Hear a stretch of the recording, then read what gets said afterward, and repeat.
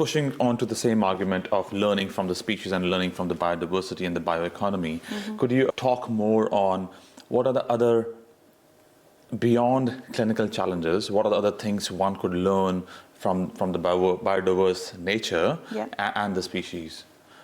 I think on a philosophical side, if you say, it's really intriguing to see how much diversity, but yet it is all unified. It's all connected. Everything is connected. It's a very integrated web of life. And I have found that it's the same way we are connected to every other being, whether it is a human being or it is a living being in any other form. And that's where I see that this whole in this whole bigger scheme of events, every interaction we've got, whether it is you and I connecting today over this conversation, or it is you go on a walk, you connecting to other forms of life.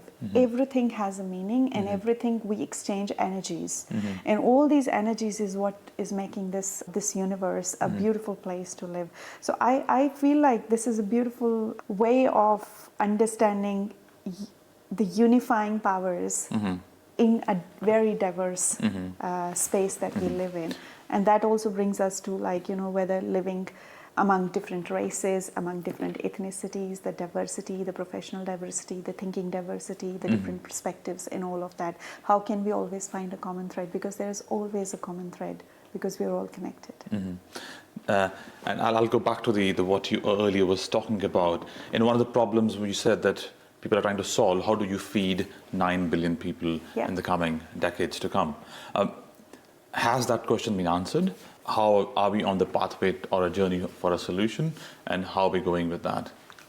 To be honest, I am actually not worried about feeding 9 billion people on this planet. I think we almost have a huge technological revolution that we sorted in that space, because there's a lot of work that has been done understanding how to sort of make more drought resilient crops, how to make more climate resilient crops.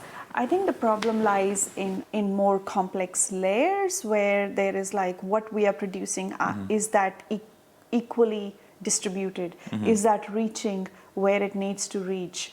That whole disparity in the society, the waste, the food waste, the appreciation of the food. I think if all of those things can be brought together as a problem, rather than leaving them at this is an agronomy problem, this is a crop protection problem, this is a food waste problem, this is government problem, this is people problem. I think it's just about connecting all of those dots. The problem is not there. It's just a matter of all the solutions which are present. How do we combine them? That's probably the biggest challenge we've got, because we've divided everything, we've siloed everything. It's a great approach. I tell my students, when you want to find a solution, you need to focus on that. But that doesn't mean that you silo yourself in that one area and you stop talking to everybody else who's also finding important pieces of that information. So I think that's where the problem is, that's where the challenge is. How do we bring it all together? The solutions are already there.